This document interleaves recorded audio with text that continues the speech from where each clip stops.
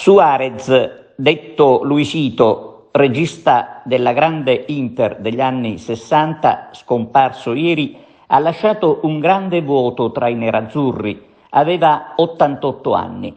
Per il presidente della FIGC Gravina, Luisito ha regalato perle di bellezza per tutti gli appassionati, ispirando generazioni di calciatori e tifosi. All'Inter lo portò Helenio Herrera. Suárez è stato pallone d'oro nel 1960. I tifosi interisti agrigentini lo hanno conosciuto nel 2010, anno in cui assieme a Spillo Altobelli arrivò a Castrofilippo grazie al castrofilippese Giacomo Petralito, procuratore sportivo di grandi campioni e grande amico di Angelo Arnone, interista doc. Ed è con Angelo Arnone che vogliamo ricordare Suárez e avere qualche anticipazione dell'iniziativa in cantiere proprio a Castrofilippo domenica prossima. Angelo Arnone, oggi è morto il grande Suárez. Tu sei riuscito a portarlo a Castrofilippo nel 2010, che ricordo hai?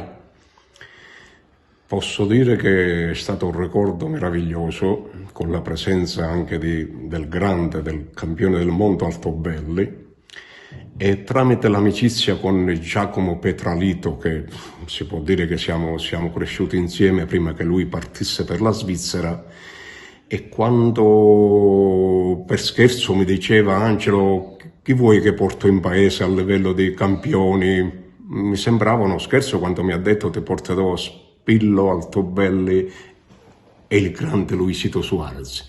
E invece si è verificato quando nel 2010, proprio l'8 ottobre, a Castrofilippo, e vedi caso dal balcone, che allora abitavo in piazza, dal balcone si sono affacciati Altobelli e Suárez con tutta quella meravigliosa gente, interisti e anche gli altri colori che naturalmente hanno apprezzato i due campioni a Castrofilippo. E tramite l'amicizia con Petralito siamo arrivati a portarli qua. E oggi, quando ho sentito la notizia così triste della morte di Luisito, devo dirvi che, per carità, l'età c'è, 88 anni, però la scomparsa di Luisito scompare un pezzo di storia del calcio mondiale.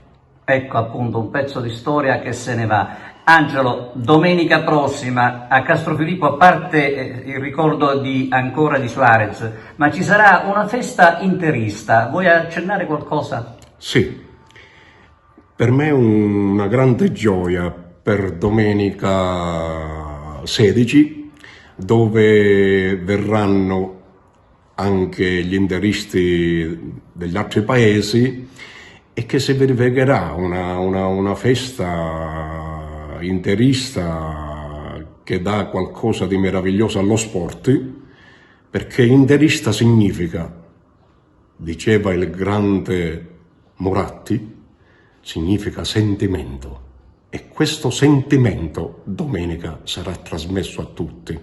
E domenica ho una grande gioia, a prescindere dalla festa interista, dove per l'inno dell'Inter canterà mia nipote, oggi famosa per aver partecipato a The Voice di Antonella Clerici. Ecco, parliamo di Mia Arnone, la bellissima Mia Arnone, la bambina che ha incantato Castrofilippo.